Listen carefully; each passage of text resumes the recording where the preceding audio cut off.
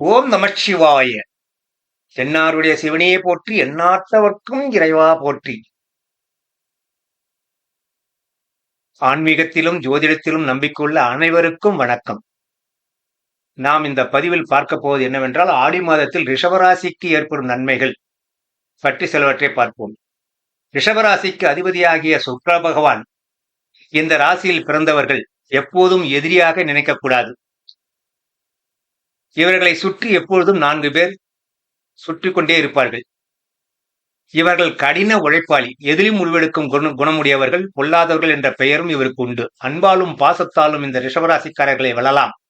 இவர்களை பாராட்டினால் அப்படியே நமக்கு சரண்டர் ஆகிவிடுவார்கள். எல்லா துறைகளிலும் மூக்கை நுழைப்பது இவர்கள் இயல்பு. சுக்கிரன் இந்த ராசிக்கு அதிபதி, அசுரகுருவும் ஆவார். ரிஷபராசியில் கடந்த ஆண்டு 2023-24 ஆண்டில், அதாவது குரோதி வருஷம் சித்திரை மாதம் 17ஆம் தேதி வரை மேஷத்தில் இருந்து குரு பகவான் தேவையற்ற வீண் விரயங்களை கொடுத்து அவர் வீண் பழி, செய்யும் தொழிலில் பாதியில் நின்றது, உடல்நல கோளாறு, வீண் வம்பு வழக்கு, வேலைக்கு செல்லும் இடத்தில் சிரமம், வேறு இடத்திற்கு மாற்றம், திருமண தடை, இப்படிப்பட்ட பல தொல்லைகளை கொடுத்து உங்களை சிரமத்திற்கு ஆளாக்கியது. தற்போது குரோதி வருஷம் சித்திரை மாதம் 18ஆம் தேதி முதல் ஜென்ம ராசியில் அமர்ந்து உடல்நல பாதிப்புகளும் மன உளைச்சல்களுக்கும் உங்களுக்கு ஆளாக்கி இருக்கிறார். ஜென்மத்தில் குரு பகவான் செவ்வாயுடன் கூடியிருப்பதால் நெருப்பு சம்பந்தப்பட்டவைகளில் மிகவும் கவனமாக இருக்க வேண்டும்.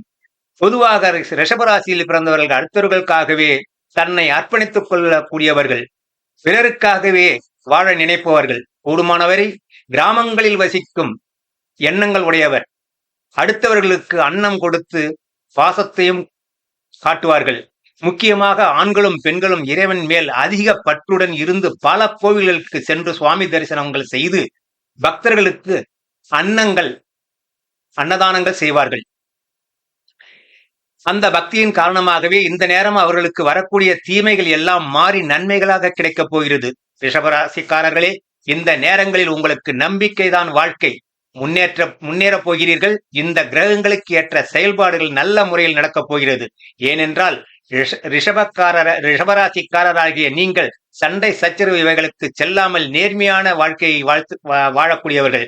ராசி அதிபதி சுக்கிரன் அழகு, ஒழுக்கம், புதிய பொருட்கள் மீது நாட்டம், புதிதாக சாதனைகள் செய்யக்கூடிய குணமுடையவர்கள், நேர்மையான வழியில் சம்பாதிக்கும் குணமுடையவர்கள்.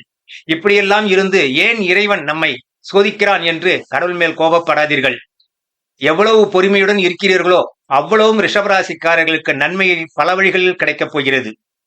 இதுவரை நடந்தவையாகவே இருக்கட்டும். இனி ரிஷபராசிக்காரர்கள் கிருத்திகை நட்சத்திரம் 2, 3, 4 ஆகிய பாதங்களில் 3 பாதங்களிலும் சூரியன் ராசியாக இருப்பதால், சூரியனுடைய சுட்டரிப்பதால் தினமும் சூரிய நமஸ்காரம் செய்து எளிய இந்த பரிகாரத்தை நீங்கள் மேற்கொள்ள வேண்டும். இதன் மூலம் சூரியனால் ஏற்படும் தாக்குதலிலிருந்து விடுபடுவீர்கள். ரிஷபராசிக்காரர்கள் ஆகிய நீங்கள் வெள்ளிக்கிழமைகளில் லட்சுமி கடாட்சம் நிறைந்திய, நமக்கு கிடைக்க வேண்டிய தனம் தானியம் சிறக்க, கஷ்டங்கள் போக்க அம்மன் கோவிலுக்கு சென்று விளக்கேற்றி வர பணக்கஷ்டம் விலகி நல்ல தொழில் வளம் கிடைக்கும். தோல்விகளை வெற்றிப்படிகளாக மாற்றி தங்களுக்கு முன்னேற வைப்பீர்கள். வாழ்க்கையில் போராடி செல்வ வளர்ச்சியை பெருக்குவீர்கள். மன சோர்வினாலும் மன கஷ்டத்தாலும் இருக்க அதை நினைக்காமல் எப்படி வாழ்வது என்று யோசிக்க வேண்டும். ரிஷபராசியில் முதல் நட்சத்திரமாக விளங்கும் கிருத்திகையில் கிரக சாரம் பெற்ற சூரிய பகவான் 2, 3, 4 ஆகிய பாதங்களை கொண்டுள்ளார். இந்த நட்சத்திரத்தில் பிறந்தவர்களின் திசை சூரிய திசை ஆரம்பமாகிறது. சூரியனின் சாரத்தில் பிறந்தவர்கள் பொய் பேசியும் மற்றவர்களை ஏமாற்றியும் பிழைக்குமாறு சில தூண்டுதல்கள் ஏற்படும். அந்த அளவிற்கு நீங்கள் போகாமல் அறிவு, ஆற்றல், திறமை மிக்கவர்களாகவும் அதிக தூங்காமலும் இருப்பீர்கள். இவர்கள் உறவினர்களையும் நண்பர்களையும் விரோதியாகவே பார்க்கப்படுவார்கள். திடபுத்திக்காரர்கள், அரசியலில் செல்வாக்கும் அதனால் நிறைய ஆதரவும் பெற்று உயர்ந்த அந்தஸ்துகளை பெறுவார்கள். இவர்கள் வாழ்க்கையில் சண்டை சச்சரவு நடந்து கொண்டே இருக்கும். அடுத்து ரோகிணி நட்சத்திரத்தில் பிறந்தவர்கள், இந்த நட்சத்திர அதிபதி சந்திரன் இந்த நட்சத்திரத்தில் பிறந்தவர்களுக்கு சந்திர திசை ஆரம்பமாகும். பொதுவாக இந்த ரோகிணி நட்சத்திரத்தில் பிறந்தவர்கள் கல்வி அறிவு மிக்கவர்கள், கருணை உள்ளம் கொண்டவர்கள், யாருக்கும் கட்டுப்படாதவர்கள், பேச்சில் இனிமையாக இருக்கும். சொன்ன சொல் தவறாது உண்மையாகவே நடப்பவர்கள், நீண்ட நேரம் நடப்பவர்கள், உயர்ந்தவர்களின் பண்பும் நட்பும் பெற்றவர்கள், பாலுணர்வு மிக்கவர்கள், தன் வார்த்தையால் அடுத்தவர்களை கவரும் தன்மை பெற்றவர்கள், இசை மற்றும் கணிதத்துறையில் பெயர் பெற்று விளங்குவார்கள், இரக்கமுள்ளவர்கள், மாயாஜாலம் செய்து சுகமாக வாழத் தெரிந்தவர்கள், சாஸ்திர ஞானம் அறிந்தவர்கள். இவ்வளவும் இருந்தும் அம்மானுக்கு வீண் அலைச்சல் கொடுத்து தலை தப்பினால் போதும் என்று விரட்டி அடிக்கும் இந்த ரோஹிணி நட்சத்திரக்காரர்கள். அடுத்து மிருகசீரிஷம். இதன் அதிபதி செவ்வாய். மிருகசீரிஷம் 1ஆம் பாதம் 2ஆம் பாதம் இவைகளை கொண்டு ரிஷபராசியில் பிறந்தவர்களுக்கு முதலில் வரும் திசை செவ்வாய் திசை.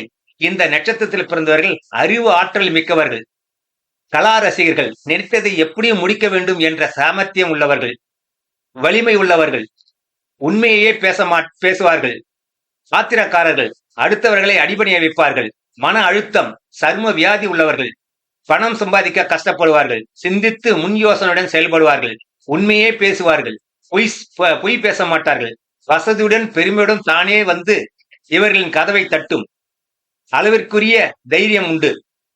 2ஆம் அதிபதி 3இல் இருக்க குடும்பத்தில் சில கருத்து வேறுபாடுகள் இருக்கும். 3ஆம் இடத்தில் ராசி அதிபதி சஷ்டியாதிபதி 4ஆம் அதிபதி 2க்கும் 5க்கும் அதிபதி சேர்க்கை பெற்றதால் சகோதரர்களின் அரவணைப்பும் ஆதரவும் கிடைக்கும். 4ஆம் அதிபதி 3இல் இருக்க வீடு, வண்டி, வாகன சேர்க்கைகள் தாமதமாகவே இருக்கும். பூர்வ புண்ணியத்தில் கேது பகவான் இருப்பதால் பூர்வீக சொத்துக்களில் சில தொல்லைகளும் சில வில்லங்கங்களும் கொடுக்கும். பூர்வீகத்தில் இருந்தால் விலகுவது நல்லது.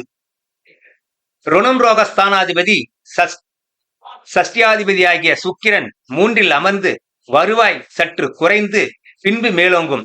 களத்திர அதிபதி ஆகிய சப்தமாதிபதி செவ்வாய் குரு சேர்க்கையின் மூலம் மங்கள யோகத்தை கொடுத்து மனைவியின் ஆதரவும் மனைவியின் சம்பந்தப்பட்டவர்களின் ஆதரவும் கொடுக்கும். அஷ்டமாதிபதி செவ்வாய் சேர்க்கை பெற்றதால் முன்னேற்றம் அடையும். பாக்கியாதிபதி மற்றும் ஜீவனாதிபதி சனி வக்கரம் பெற்று மூல திரிகோணத்தில் ஆட்சி பெற்று உள்ளதால் சகல தொழில்களும் முன்னேற்றத்துக்கு வரும். எல்லா நன்மைகளும் கிடைக்கும். 11ஆம் இடத்தில் ராகு பகவான் அமர்ந்ததால் திடீர் அதிர்ஷ்டங்களும் திடீர் என்று சில முன்னேற்றமான வாழ்க்கையும் அமையக்கூடும். நினைத்தவை அத்தனையும் கிடைக்கக்கூடிய நல்ல ரிஷபராசிக்காரர்களுக்கு யோகமான நேரம் இது. நன்றி, வணக்கம்.